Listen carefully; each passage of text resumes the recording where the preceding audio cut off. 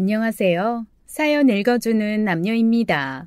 오늘도 와주셔서 감사드리며 그럼 오늘의 사연 바로 소개해드리겠습니다. 저와 엄마는 몹시 특이한 모녀입니다. 유복자인 저를 키우면서 엄마가 결심한 것은 제가 쓰러지거나 넘어진 후에 다시 일어나는 사람으로 키우겠다는 거였대요. 사람이 살면서 좌절을 안 할 수는 없지만 좌절 후에 주저앉아 있는 사람으로는 키우지 않겠다는 게 엄마의 결심이었다고 했습니다. 그래서인지 저의 엄마, 여느 엄마처럼 저한테 한 번도 이랬죠요, 저랬죠요 하고 혀 짧은 소리로 어르거나 달랜 적도 없고 존댓말을 하면서 귀하게 여겨주신 적도 없습니다. 대신 힘들면 힘들다, 괴로우면 괴롭다 다 얘기하고 하다못해 집에 있는 빚이며 생활비 규모, 그리고 엄마가 감당해야 하는 것들과 제가 책임져야 하는 것을 숨김없이 말해주시곤 했어요. 초등학교 들어가면서부터는 뭐랄까, 엄마와 저는 모녀가 아닌 동지의 개념으로 살았습니다. 저희 엄마 몹시 억척스럽고 강인한 사람이거든요. 학교 안에서 브루스타에 가래떡 구업하는 것으로 일을 시작해서 제가 대학 갈 무렵에는 꽤 괜찮은 동네에 목 좋은 가게 하나를 계약하고 고급 떡집을 하기 시작하셨습니다. 대학교 2학년 때쯤에는 엄마가 개발한 떡 중 하나가 말 그대로 대박을 쳐서 평생 만져보지도 못한 돈이 들어오기 시작했고요. 하지만 엄마는 여전히 10년이 넘은 작업복에 몸빼바지, 구멍난 신발을 고수하며 묵묵히 떡만 만들었고 저 역시 학교 등록금을 제외한 모든 용돈과 생활비는 아르바이트로 충당해가며 살던 대로 살았습니다. 나 죽고 나서는 남은 거 네가 어떻게 쓰던 상관없어. 하지만 나 살아있는 동안에는 내 방식대로 살 거고 너도 나 의지할 생각하지 마. 뭘 새삼스럽게 그래? 나도 돈 쓰는 거 낯설어. 희한하게 엄마 돈으로 뭔가 펑펑 쓰고 나면 동티 나서 급살 맞은 것 같단 말이지. 내가 아주 버릇을 잘 들였어. 그거 평생 잘 명심하고 살아. 부모라도 어쨌거나 나 아니면 남이야. 남의 돈 함부로 쓰기 시작하면 그때부터 인생 똥밭 되는 거야. 명심해. 엄마, 나 그런 의미에서 질문 하나 있는데 혹시 나 결혼할 때도 한 푼도 안 보태주고 그럴 거야? 만약에 시댁 쪽에서 예단 예물 이런 거 요구하면 어쩔 건데? 요즘 대세가 반반이라며 그쪽에서 천하면 나도 천할 거고 그쪽에서 억하면 나도 억할 거야. 아들 키우는 데는 돈이 10배로 들고 딸은 공으로 키워? 야, 새끼 키우는 데 들이는 공은 개나 사람이나 소나 인간이나 다 거기서 거기야. 1대1, 그러니까 애저녁에 기대하지 마. 그리고 그쪽에서 이상한 거 요구하는데도 결혼하겠다고 하면 그건 네 팔자 네가 복겠다고 선택해서 기름지고 불로 뛰어드는 거니까 그것까진 내가 말리진 않어. 대신 나한테 와서 징징거리지 마. 그건 불공평한 거야. 오케이. 내 팔자는 내가 뒤집어 엎는 걸로. 오케이. 이 얘기를 나눈 것이 대학교 2학년 때였는데 이때는 몰랐죠. 그해 여름에 제가 정말로 제 팔자를 뒤집어 엎을 일을 저지를 줄은 말입니다. 사달의 시작은 농활, 농촌 봉사활동이었어요. 용감하고 씩씩하게 여름에는 그저 땀 흘리며 봉사해야지 하는 마음으로 떠난 시골 중에서도 깡시골. 거기에서 전 중학교까지만 졸업하고 부모도와 충실히 농사일을 하는 한 남자를 만났습니다. 저랑 5살 차이 나는 그는 위로 3살 터울의 형이 있었고 두 형제가 부모님과 함께 1000평 정도 되는 땅에서 농사를 짓더라고요. 나중에서야 그 땅도 동네 사람에게 빌린 땅이라는 것을 알았지만 여튼 그때는 그 1000평의 땅을 애지중지하며 농사짓는 사람이라고만 알았습니다.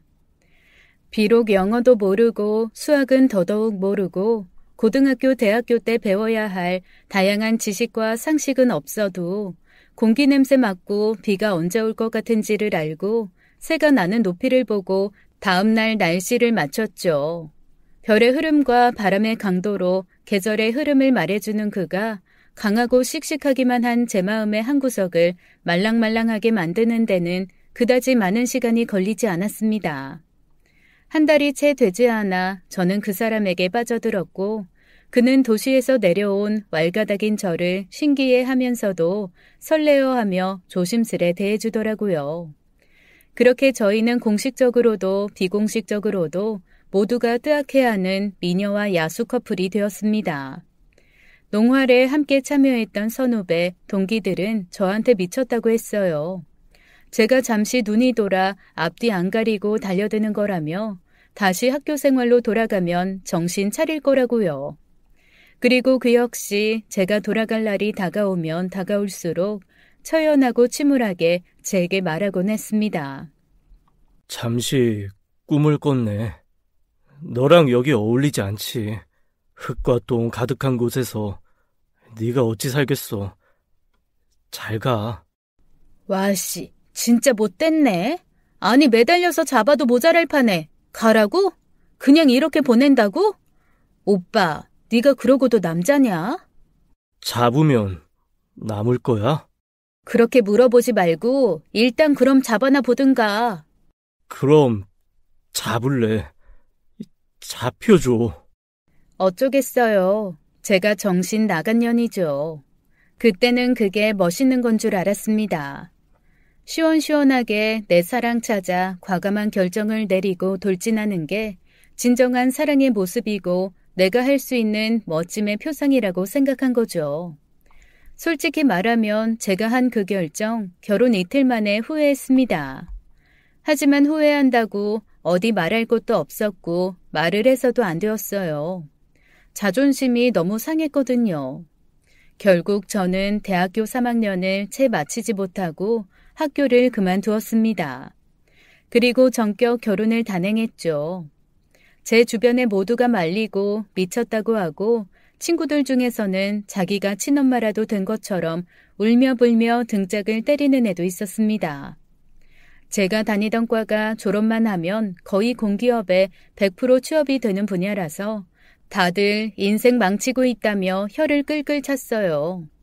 오히려 저희 엄마만 가만히 계셨습니다. 지금에서야 그때 엄마 마음이 얼마나 지옥이었을까 가늠이 되지만 그때는 역시 우리 엄마 쿨하다라고 아무렇지 않게 생각했어요. 제가 학교도 그만두고 시골 중에 상시골, 버스도 하루에 3번밖에 안 다니는 그 시골로 시집을 가겠다고 했을 때 엄마는 저한테 딱 하나만 물어보셨습니다. 그게 진짜 네가 원하는 거야? 그 어떤 것보다도 이걸 원해, 엄마. 그럼 가. 결혼해.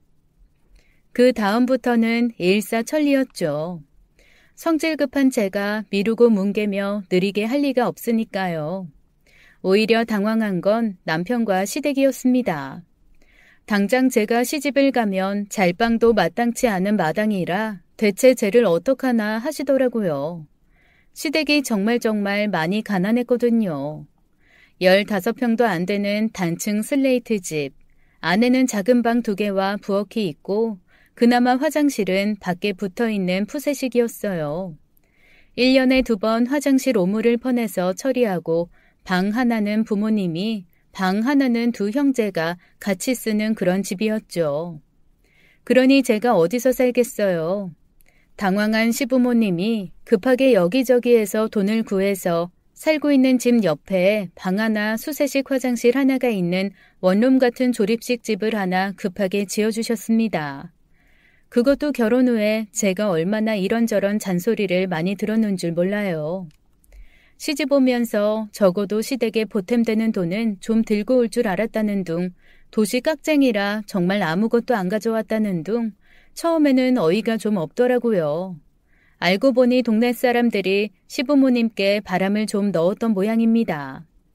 이 집 아들이 그래도 인물이 훤칠하니 도시 여자가 홀딱 반해 시집 온다 하는 것 같은데 농활까지 오고 대학 다니고 하는 딸, 그 부모가 어디 고생할까봐 그냥 보내겠냐? 시골집 얼마나 한다고 예단처럼 집 하나는 그래도 번듯하게 지을 돈 들고 오지 않겠냐? 자기 딸 고생하는 거 싫어서라도 아마 집 하나 정도는 지어줄 거다, 이렇게 말이죠. 하지만 그분들이 저희 엄마를 모르셨던 거죠. 처음에 상견례를 할 때 시부모님이 우리는 정말 해줄 게 없다. 방 하나 화장실 하나 있는 조립식 주택 지은 500만 원도 여기저기에서 빌렸다라고 하시니 저희 엄마 담담하게 그러시더라고요. 저도 그럼 애한테 500 해주겠습니다. 그걸로 알아서 살림 사서 넣으면 되겠네요. 그때 당황하던 시부모님 얼굴이라니. 시어머니가 대놓고 예단 예물 얘기를 꺼내자 저희 엄마 단호하게 그러시더라고요. 딸 키우는 공도 똑같이 들었습니다. 사돈댁에서 하시는 것만큼 저도 할게요. 예단이랑 예물 받고 싶으신 것 목록 정해서 주시면 저도 거기에 준하는 만큼 저희 쪽에서 받고 싶은 거 적어서 전달 드릴게요. 그러자 당황한 시어머니가 말문이 막혔고 옆에서 안절부절 못하던 남편이 그러더라고요. 엄마는 무슨, 요즘 세상에 그러면 안 된대요. 안 주고 안 받고 반반 결혼하는 게 대세인데. 아니, 그러면 식장도 반반 하실 겁니까? 시어머니가 황당하다는 목소리로 묻자 저희 엄마 아주 담담하게 대답하시더라고요. 그럼요. 호텔에서 하시건 논밭에서 하시건 그 비용의 절반은 저희 몫이고 나머지 절반은 사돈댁 몫이죠. 그 대화 이후로 시어머니는 한마디도 하지 않고 잔뜩 골이 난 채 나오는 음식만 묵묵히 드시더라고요. 결국 저는 무료로 빌려주는 동네 마을 회관에서 결혼을 했고 제 드레스는 흰색 원피스로 제가 사입고 남편의 양복은 검은 양복으로 본인이 사입고서 결혼을 했습니다. 저희 엄마 나름 떡집하면서 인맥이 좋으셨는데 시골까지 큰 버스로 하객들 모셔서 참석한 분들에게 직접 한 떡과 교통비 봉투 다 들려 보내셨고요. 축의금도 받지 않으셨어요. 반면에 시댁에서는 얄짤없이 축의금도 받고 답례품도 없어서 시댁 쪽 손님들이 저희 쪽 손님 보면서 조금 부러워하기도 하고 그러셨습니다. 시어머니가 나중에 어이없다는 듯 혀를 끌끌 차며 혼자 독하게 애 키운 티가 난다고 하시는데 그 말은 좀 화가 나더라고요. 하지만 제가 이 결혼을 결정한 것처럼 시어머니도 자기 입으로 할 말 하고 싶은 거 하는 거려니 하고 넘겼습니다. 그렇게 23, 저는 신혼생활을 시작했고 제 결정이 정말 어리석고 바보 같았다는 것을 깨닫는 데는 3달이 채 걸리지 않았습니다. 농할 때 와서 본 별은 예쁘고 로맨틱했는데 어느새 별만 보면 지긋지긋하더라고요. 별 뜨면 일하러 나가야 하거든요. 일단 해가 뜨고 중천에 올라가면 도저히 더워서 일을 할 수가 없습니다. 새벽별 보며 일어나 부지런히 일을 하고 해 뜨면 들어와 집안일하는 게 일상이 되면서 저는 점점 지쳐갔어요. 하지만 엄마에게 힘든 티를 낼 순 없었죠. 정말 너무 미안해서 차마 말도 못하겠더라고요. 일도 일이고 불편한 시골 생활도 생활이지만 저를 가장 힘들게 한 건 무식함이 하늘을 찌르는 시부모님과 아는 거 없으면서 거칠고 질투심 많은 시아주버님이었습니다. 저희 결혼식 날도 구석에서 술에 거나하게 취해서 있는 대로 주정을 하다가 지인들 손에 끌려나가셨거든요. 이후로도 수시로 술에 취한 채 저희 신혼집 문을 두들기며 고래고래 소리를 질렀습니다. 좋냐? 응? 형보다 먼저 살림 차리고 마누라 끼고 자니까 좋냐고. 야, 나와봐. 나와서 말 좀 하자고.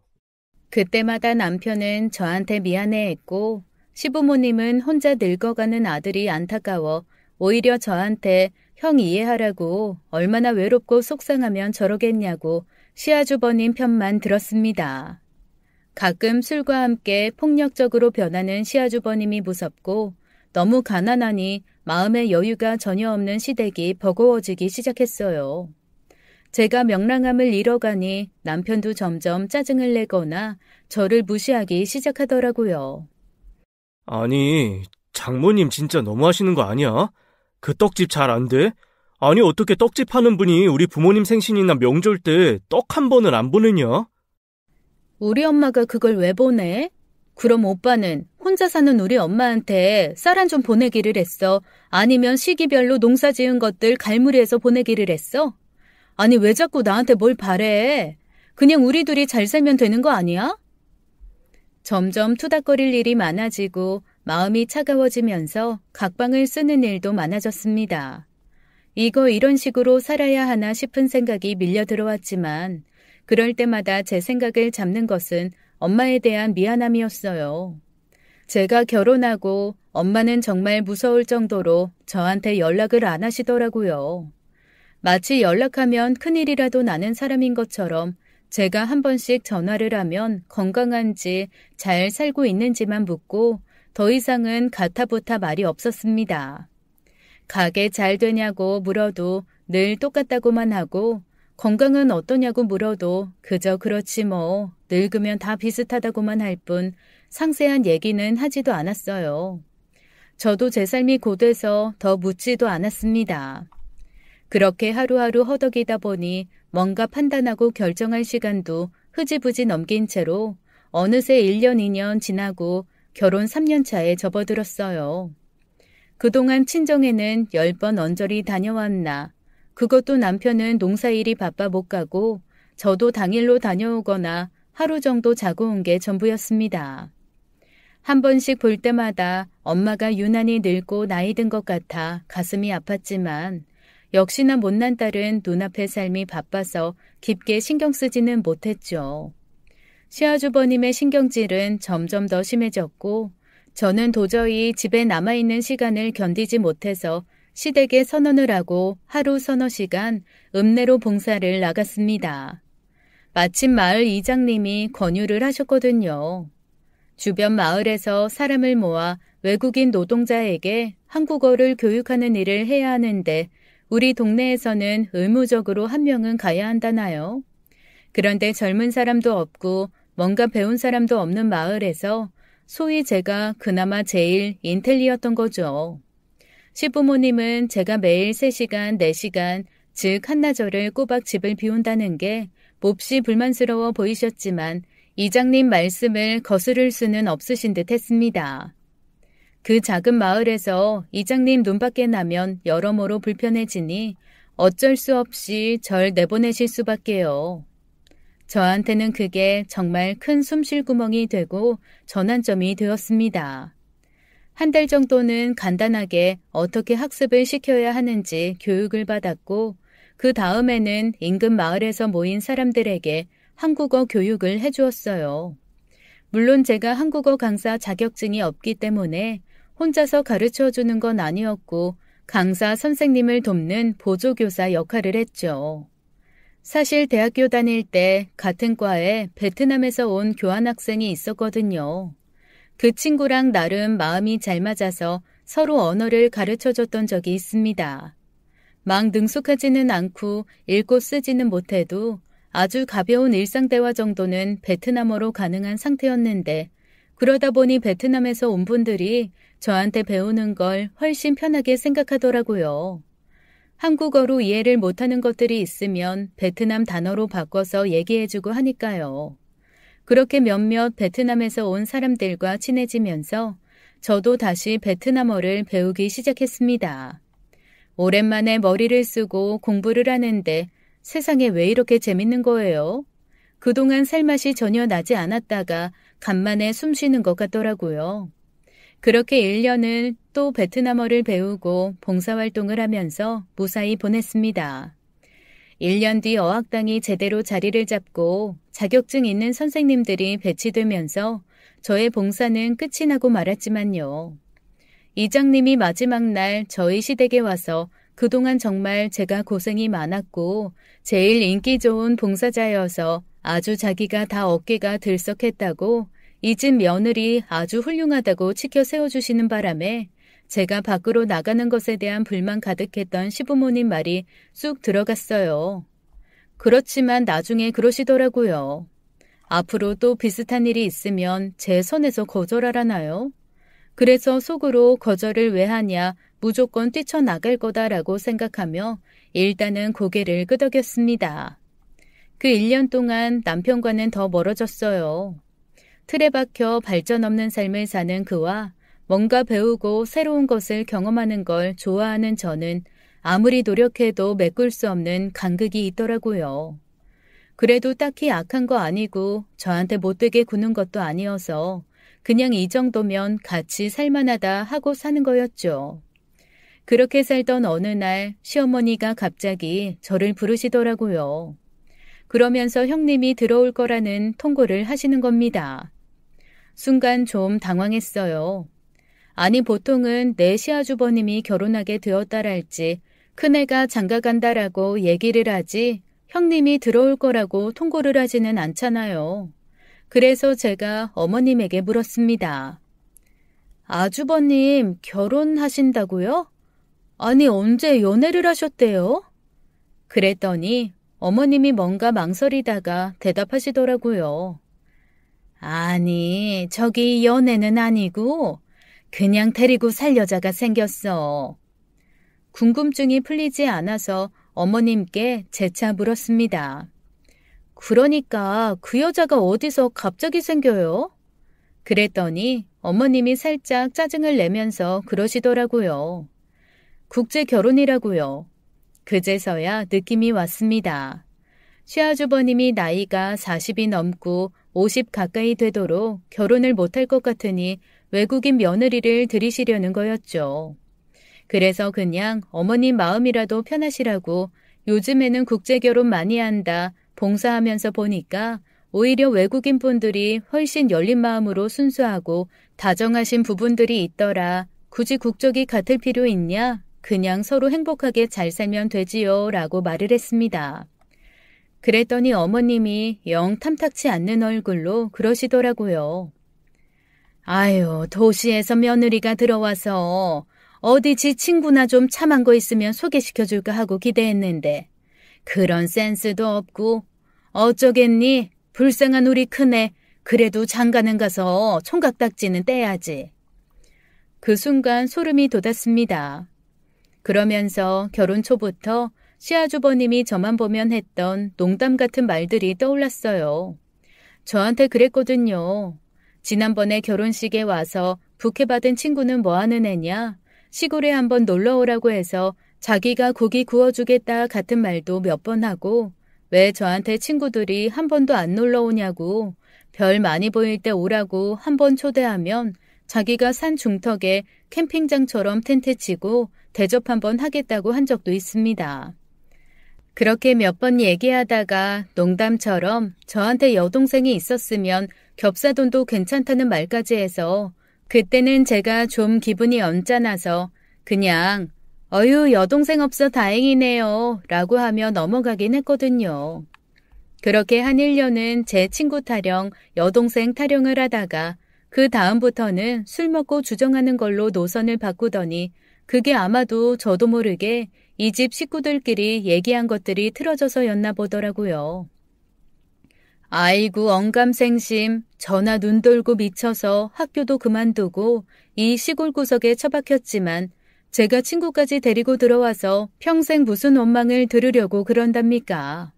진짜 어이가 없어서 아주버님이 결혼한다는 말보다 시어머니의 그 한마디가 저를 멍하게 만들더라고요. 아니 그러면 제가 제 친구를 이 시골로 끌어들여서 아주버님하고 소개시켜주기를 바랐다는 거예요? 아니 왜? 제가 뭐가 어때서? 말이야 바른 말이지. 네 남편보다 풍채도 더 낫고 일도 잘하고 얼굴이 복도 가득한데 왜 네 친구들은 다 너무 잘나서 우리 큰애 정도는 눈에도 안 찬다니? 아이고 기가 막혀서 정말.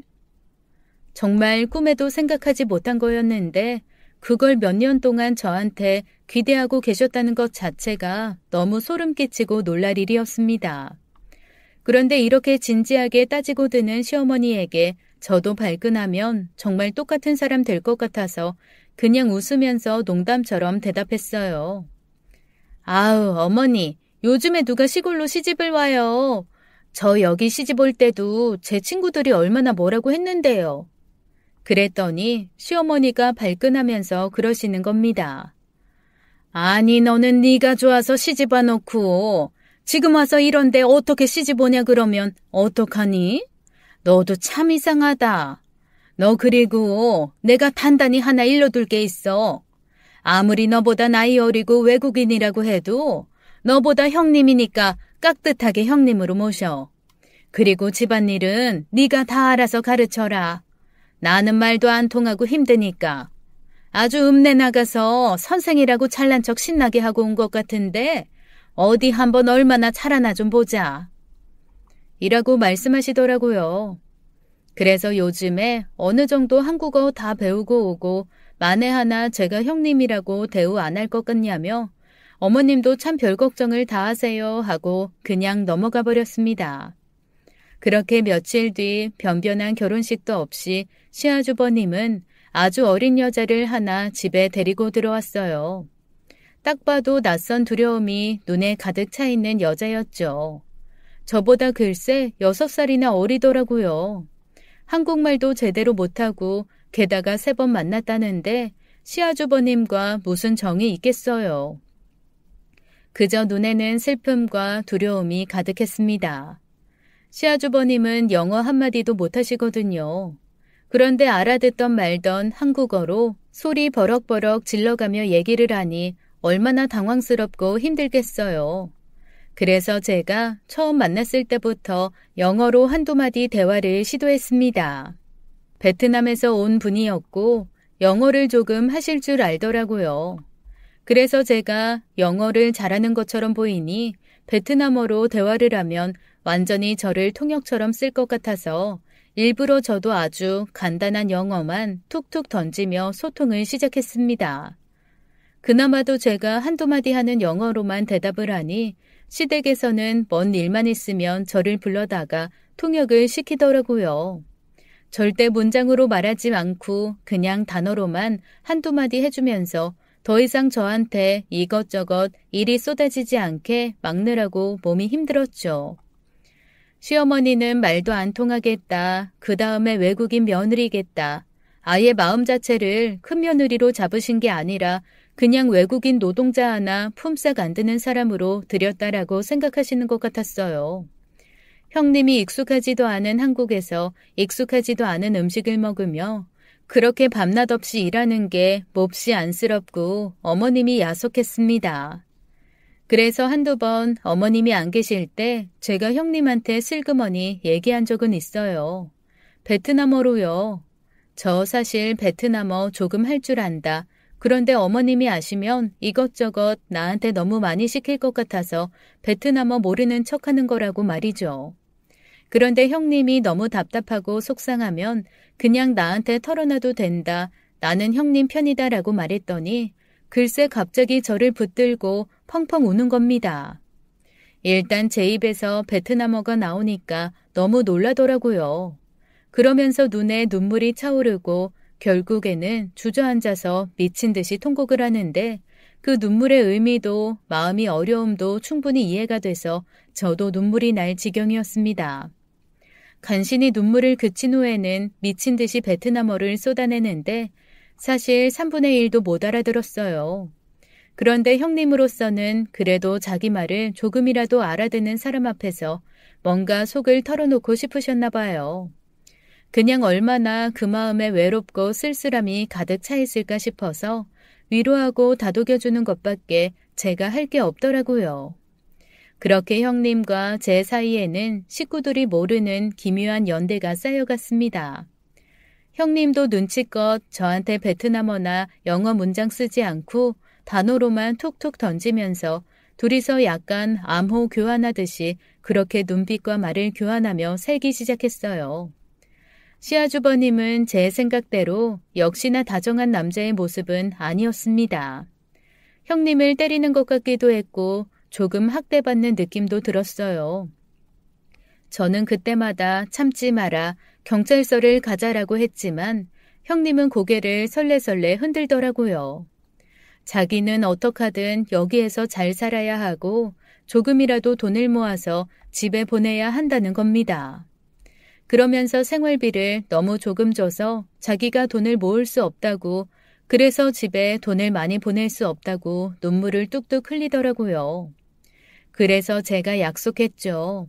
어떡하든 형님이 조금이라도 돈을 모을 수 있게 내가 도와주겠다고요.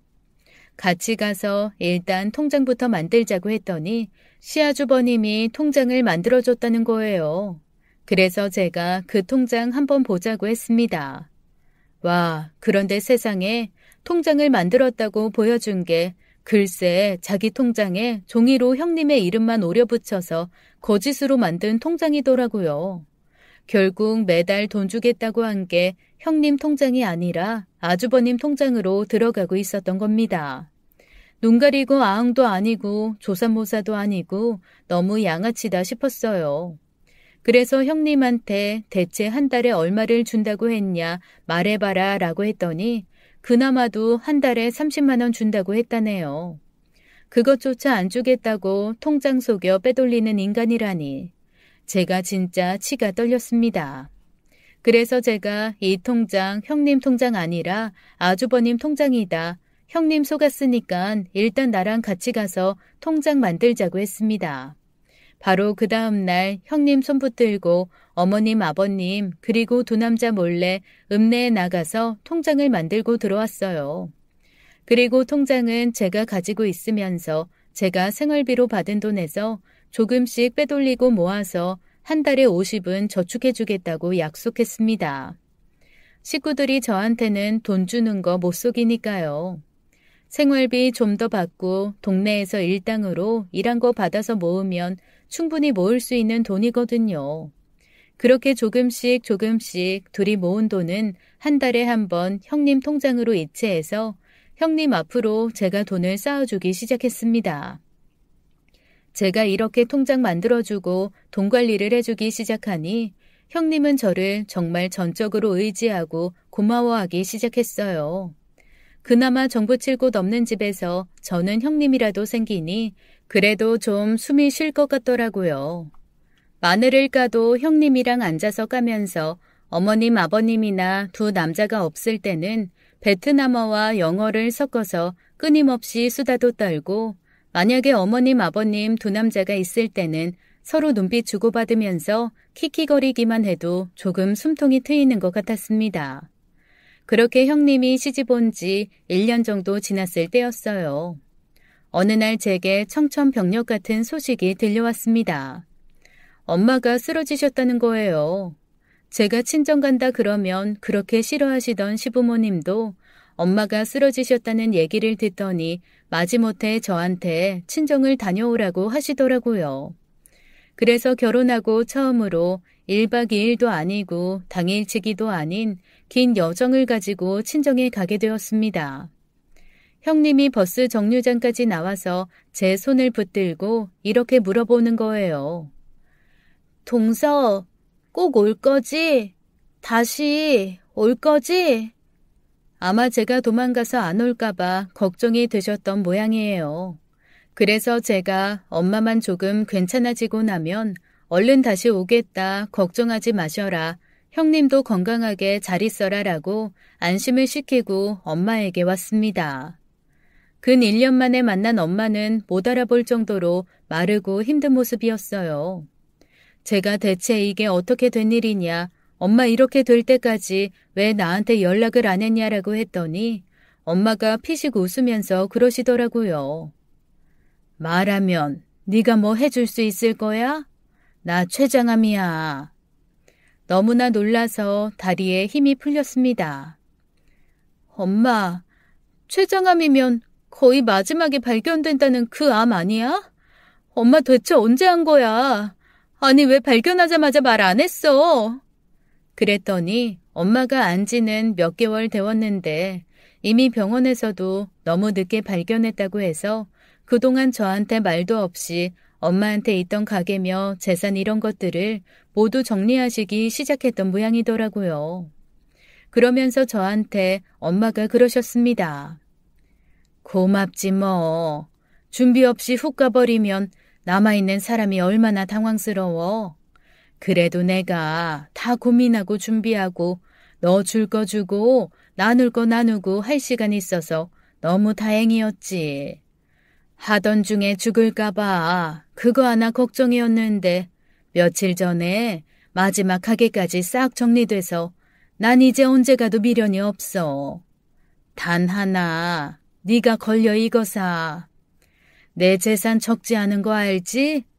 그런데 내가 볼 때 너희 시댁 식구들 가진 거 없는 아기들이거든.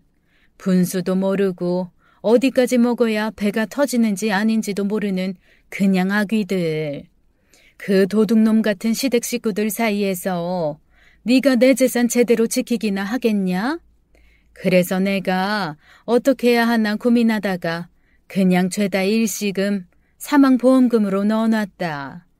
나 죽고 나면 지금 내가 살고 있는 집은 팔아서 그냥 상속세 내고 장례 치러. 내가 이미 다 빼먹어서 팔아봐야 얼마 안 돼. 담보대출 받은 거 갚고 그러면. 여튼 자잘하게 내야 할 거 집 한 돈으로 다 내고 사망보험금이나 잘 챙겨서 너 주머니나 두둑하게 만들어. 네 남편 네 시댁 똥구멍에 처박지 말고. 내가 평생 너한테 그 어떤 것도 참견하지 않고 뭐 요구하지 않는다는 거 알지? 그런데 이번만큼은 내가 내 목숨값이니까 너한테 참견 좀 하고 말 좀 해야겠다. 내 목숨값으로 받은 돈 네 시댁 뒷구멍에 쑤셔 넣으면 나 죽어서도 눈 못 감는다. 이거는 철저하게 네 돈으로 써라. 알았지? 엄마 유언 이게 다야.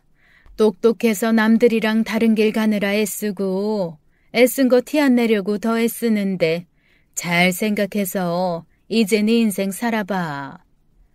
그 얘기를 듣고 병원에서 얼마나 제가 펑펑 울었는지 모릅니다. 그동안 제가 말은 안 했지만 엄마는 제가 어떻게 살고 있는지 알았고 그게 몹시도 속상하셨던 거죠. 하지만 한 번도 저한테 뭐라 하지 않고 그저 제가 했던 판단을 믿고 기다려주셨다는 게 너무 미안하기도 하고 죄송하기도 하고 원망스럽기도 하고 야속하기도 하면서 제 스스로가 너무 밉더라고요. 그리고 엄마는 그렇게 저한테 얘기한 걸 마지막으로 마치 할 일을 다 했다는 듯 이틀 만에 자는 듯 돌아가시고 말았습니다. 엄마 건강이 안 좋다는 얘기를 듣고 올라갔던 제가 이틀 만에 엄마가 돌아가셨다는 소식을 전하니 남편도 시댁도 모두 깜짝 놀란 모양이더라고요. 그래도 부랴부랴 다들 올라와서 장례에 참석을 했는데 엄마 장례 때 작은 해프닝이 있었습니다. 제가 한 번도 시댁에 저희 엄마 떡가게가 얼마나 큰지, 얼마나 잘 되고 있는지, 대체 엄마가 어느 규모를 하고 계시는지 말한 적이 없거든요. 그런데 엄마가 돌아가시고 장례를 치른다고 하니 그동안 엄마랑 거래했던 회사, 그 다음에 엄마의 떡이 입점했던 백화점과 각종 슈퍼에서 화환들이 날아오고 거기 대표님들이 와서 다들 떡가게 정리하실 때부터 너무 안타까웠다며 이런 떡이 없었는데라고 아쉬워하시는 겁니다. 게다가 단골 고객님들, 사모님들도 오셔서 다들 사장님 떡으로 정말 우리가 너무 맛있게 잘 먹었는데 어떻게 이렇게 금방 가실 수 있냐며 안타까워 하셨어요. 부조금도 막 100만 원씩 주고 가시고 이러니까 시댁 어른들이 갑자기 어안이 벙벙한 모습이더라고요. 오죽하면 장례가 채 끝나지도 않고 이틀째 된 날 조문객이 1000명이 넘고 1500명에 육박하니 남편이 저한테 몹시 배신감 느낀 얼굴로 슬그머니 물어봤습니다. 장모님이 떡집을 많이 크게 하셨었어? 저는 그 말에 숨어있는 뜻을 알겠더라고요. 그런데 괜히 부하가 나서 남편한테 푹 쏘아붙이고 말았습니다. 크게 하셨지. 여튼 한강 이남에서 제일 유명한 떡집이라고 했으니까. 지점도 꽤 있었고 프랜차이즈도 만들었고 프랜차이즈 가맹비만 몇천만 원씩 받고 그랬어. 엄마가 운영하는 본점은 2달 전에 예약 안 하면 떡 사기도 힘들었고 그래. 그랬더니 남편이 어이없다는 듯이 헛웃음을 짓더라고요. 그러면서 저한테 그러는 겁니다. 그럼 장모님 유산도 많이 남기셨겠네. 와, 그 말 듣는데 이거 사람인가 싶더라고요. 그래서 이렇게 얘기했어요. 아니, 다 사회에 환원하고 돌아가셨는데 나한테 남기신 거 하나도 없어. 그랬더니 글쎄 그 장례식장에서 저한테 버럭버럭 화를 내는 겁니다. 이거는 사기다. 나는 이런 줄 알았으면 내가 그 시골에서 농사를 지었겠냐. 올라와서 내가 떡집 물려받아서 했지라면서 어떻게 자기한테 말 한 번도 안 하고 감쪽같이 숨길 수가 있냐고 펄펄 뛰더라고요. 자기는 정말 인정할 수 없고 너무너무 야속하다나요? 어이가 없더라고요. 그래서 제가 너무 황당해서 아니 우리 엄마 사업이고 나랑은 상관도 없고 나는 떡집을 한 번도 물려받을 생각을 한 적이 없는데 왜 당신이 난리냐라고 했더니 저보고 무섭고 의문스러운 여자라면서 정말 어이없다라고 오히려 자기가 너무 실망했다는 겁니다. 그거는 시부모님도 마찬가지였어요. 아니 이렇게 번듯하게 사업하는 양반이 어쩜 그렇게 딸한테 한 푼도 안 들려보내고 시집을 보냈냐며 이거는 사람이 아주 괴팍하다고 계속 꾸덜꾸덜 하시더라고요. 하지만 제가 너무나 싸늘하게 아무 표정 없이 굴고 있자니 시부모님이 더 이상 얘기했다가는 어떤 국물도 없겠다 싶으셨는지 일단은 입을 다무셨습니다. 그렇게 저희 엄마의 장례는 제가 생각한 것보다 훨씬 더 성대하게 치러졌어요. 그리고 부조금으로 들어온 몇 천만 원, 저희 시댁에서 계속 혀를 날름날름하며 탐을 냈지만 저는 오히려 더 보란듯이 과감하게 평소 엄마가 신경 많이 쓰셨던 고아원과 양로원에 다 기부를 해버리고 말았습니다. 시부모님이 정말 펄펄 뛰셨지만 어차피 시댁 쪽에서 들어온 부조금은 딱 60만 원이 전부였거든요. 그 60만 원 돌려드리고 나머지는 엄마 유언이라고 얘기하면서 모두 기부를 해버렸어요. 그리고 그날부터 시댁에서 은근히 저를 신경 쓰면서도 제 눈치를 보고 그러면서도 뭔가 희한하게 굴더라고요.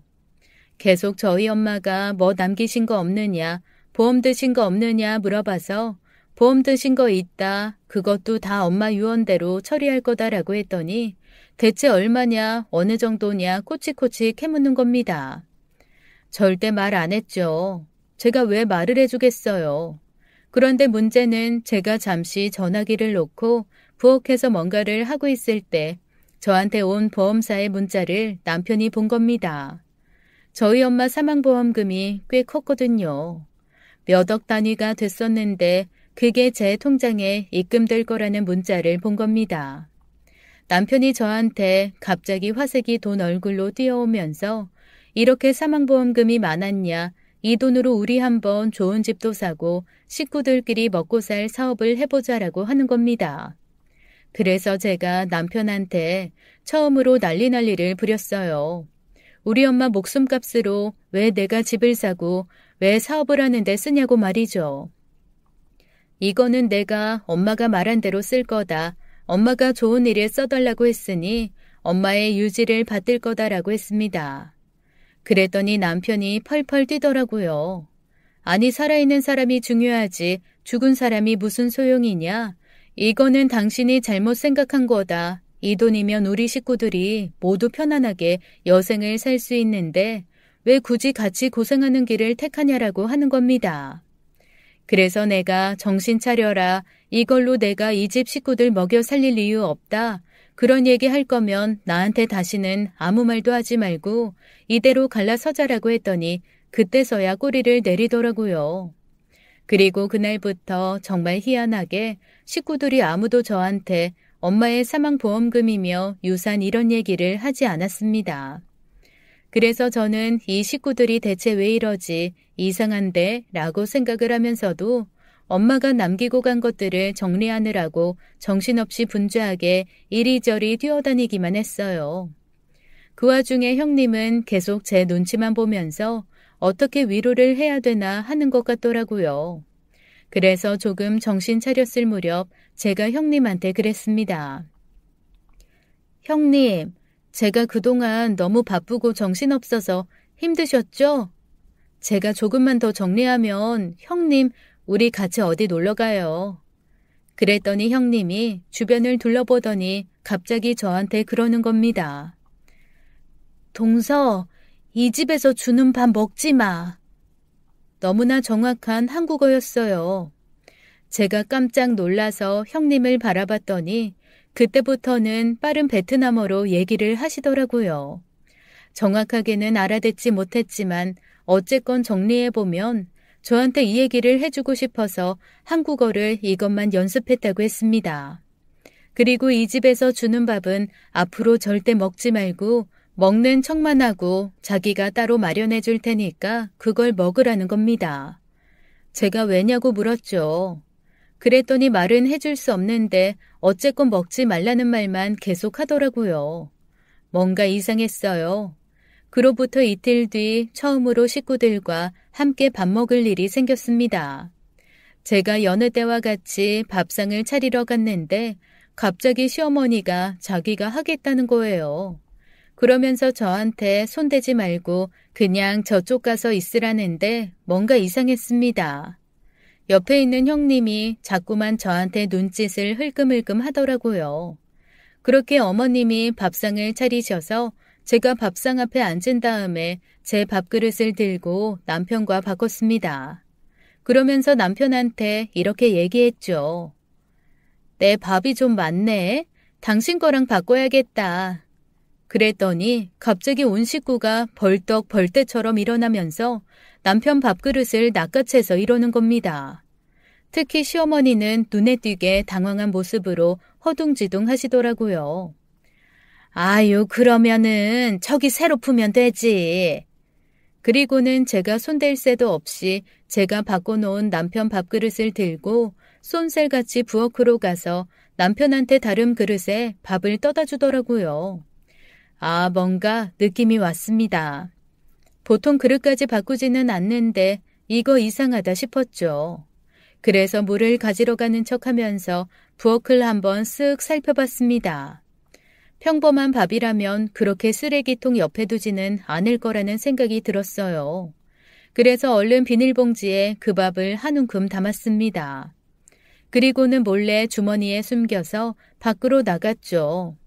그 밥을 길가에 슬쩍 놓아두고 몇 시간 뒤에 가보니 글쎄 길고양이 한 마리가 피를 토하고 죽어있는 게 아니겠어요? 그 밥을 먹고 죽은 거였죠. 그제서야 왜 형님이 저한테 시댁에서 주는 밥을 먹지 말라고 했는지 정확하게 알겠더라고요. 저는 그대로 비닐에 남아있던 밥을 들고 경찰서로 가서 신고를 했습니다. 경찰에서는 신고 후에 바로 출동해서 조사에 들어갔죠. 조사 결과 시부모님과 남편 그리고 시아주버님이 공모를 해서 저한테 쥐약과 농약이 같이 섞인 밥을 먹여 저를 없애버린 후에 저한테 들어온 엄마의 모든 유산과 사망보험금을 남편이 차지할 계획이었더라고요. 사실 처음에는 다들 펄쩍 뛰었습니다. 그런 일도 없다. 그 밥이 우리 밥이라는 증거가 있냐. 며느리가 미친 것 같다는 등등 벌떼처럼 들고 일어나서 범행을 모두 부인했어요. 그런데 결정적인 증거가 나오고 말았습니다. 그 증거를 듣고는 다들 입을 꾹 다물면서 한마디도 못하더라고요. 바로 모든 범행을 논의하던 것을 글쎄 저희 형님이 녹음을 한 것입니다. 형님이 한국말을 제대로 알지는 못하지만 만날 서로 툭툭거리면서 다투고 싸우고 서로 싫은 소리만 해대던 그 네 명이 모여서 뭔가 쑥덕거리는 걸 듣고 아, 이거 뭔가 이상하다 싶었답니다. 그리고 아무리 한국말을 몰라도 농사일을 1년 넘게 한지라 쥐약, 농약이라는 단어는 알고 제 이름도 아니까 느낌이 좋지 않았다고 하더라고요. 그런데 식구들은 모두 형님이 한국말을 전혀 못한다고 생각해서 그 앞에서는 일절 말조심을 안 하거든요. 오죽하면 바보, 멍청이, 노예 이런 단어도 가감없이 써서 제가 몇 번 그런 단어는 느낌으로도 무슨 말인지 안다, 조심해야 한다고 얘기한 적이 있을 정도입니다. 그때마다 그걸 어떻게 하냐 그냥 귀머거리다 생각하고 편하게 살 거라면서 그렇게 제 말을 무시하시더니 결국 자기네들 발등을 찍은 거죠 뭐. 눈치 빠른 형님은 자기가 한국말을 모른다고 식구들이 생각하는 걸 이용해서 슬그머니 과일 갖다주는 척 그 자리에 끼어든 겁니다. 그리고는 핸드폰을 녹음으로 켜놓은 뒤에 장롱 밑에 넣어두었더라고요. 무슨 말인지 못 알아들었지만 어쨌거나 뭔가 나쁜 일을 꾸미는 것 같았다나요? 경찰에서는 서로 상세하게 저를 해하고 돈을 가로채기 위한 작전을 논의한 그 녹음 파일을 듣고 녹음을 한 것 자체는 불법 녹음이지만 이걸로 충분히 추궁할 증거는 삼을 수 있다며 녹음 파일을 가져갔습니다. 어이없는 건 형님이 녹음한 파일을 듣고 남편과 시아주버님이 어리석게도 서로 얘가 먼저 그렇게 하자고 했다. 형이 먼저 아이디어를 냈다라고 하면서 자백을 했다네요. 그 와중에 둘이 서로 깎아내리고 모함하느라 알게 모르게 지었던 죄까지 다 까발리고 형님과 혼인신고도 미뤄 불법 체류자 만든 것까지 밝혀져서 오히려 가중처벌이 되는 어이없는 상황이 생겼습니다. 저를 없앤 후에는 글쎄 형님까지 없애고 제 재산으로 바닷가 가서 펜션 차릴 계획이었더라고요. 더 웃긴 건 아버님은 제 남편 편을 들어서 죄다 큰아들이 잘못한 거라고 진술하고 어머님은 큰아들은 아무 잘못이 없다. 처음부터 끝까지 시아버지가 꾸민 일이다 라고 진술을 해서 결국 경찰에서는 모두가 동일하게 공모하고 꾸민 것으로 결론을 냈습니다. 평소 각자 자기가 사랑하는 자식을 싸고 도는 바람에 제대로 입도 못 맞추고 잡혀들어가 서로를 오히려 수렁에 빠뜨리게 된 거였죠. 그 자백으로 인해 남편과 아주버님, 시부모님까지 네 식구는 모두 재판을 받게 되고 가명 여지없는 살인미수로 감옥에 가게 되었습니다. 당연히 저랑 형님은 선처 없고 합의도 없었고 살인미수에 걸려 있었기에 이혼도 수월했어요. 형님은 원래 불법 체류자 신분이라 바로 추방이 되어야 했지만 일단 본인이 일부러 불법 체류를 한 게 아니고 시아주버님한테 속은 거라는 게 녹음 파일이며 자백으로 증명되어서 여러 기관과 공무원들의 도움을 받아 체류할 수 있게끔 조치가 취해졌습니다. 저는 돌아가신 엄마가 정말 형님을 저한테 보내주신 게 아닐까라는 생각을 했죠. 그렇게 저는 시골 생활에서 미련 없이 벗어나 형님과 함께 새 삶을 찾기로 했습니다. 저희 형님도 그렇고 저도 그렇고 은근히 요리에 재능이 있더라고요. 그래서 멀찍이 떨어진 도시 좋은 목세 자리에서 음식점을 시작했습니다. 한식과 베트남 음식이 어우러진 퓨전 식당을 하고 있는데 젊은 사람들한테 엄청 인기가 많아서 식사 시간이면 줄 서는 식당이 되었습니다. 형님과 저 친자매 못지않게 다정하게 지내고 있어요. 감옥에 있을 4명의 전 시댁 식구들은 싹 있고 저희는 나름대로의 삶을 꾸려나가며 행복하게 지내고 있습니다. 형님한테 정말 고마운 게 엄마 돌아가시고 첫 제사가 막 재판 끝나고 가게 계약을 할 때쯤 정말 정신없을 시기였거든요. 저도 이맘때가 제사인데 하는 생각만 하고 정확한 날짜조차 파악을 못한 채 정신없이 하루하루 닥친 일을 해결하며 이리 뛰고 저리 뛰고 있었어요. 그런데 글쎄 형님이 한국 사람보다 더 한국 사람처럼 상다리가 부러지게 제사상을 차려주신 거 있죠. 아니 세상에 태어나서 그렇게 큰 문어도 처음 보고 애기 머리통만한 배랑 사과는 대체 어디서 구한 건지 제사상에 바나나도 올라가 있고 두리안도 올라가 있고 쌀국수랑 육개장 나란히 놓여 있고 떡도 5종류가 산더미처럼 쌓여 있어서 대체 이 제사상의 국적이 어딘가 싶었는데 형님이 그러시더라고요. 엄마한테는 이제 베트남 딸도 있으니까 엄마 베트남 음식이랑 과일 드셔야 돼. 그래서 제사상에 베트남 그리고 한국 다 있어. 그 말을 듣고 저는 형님 끌어안고 정말 오래오래 울었습니다. 그렇게 국적 불문의 상색에 이어놓은 큰 제사상 차려 엄마에게 인사를 드렸어요.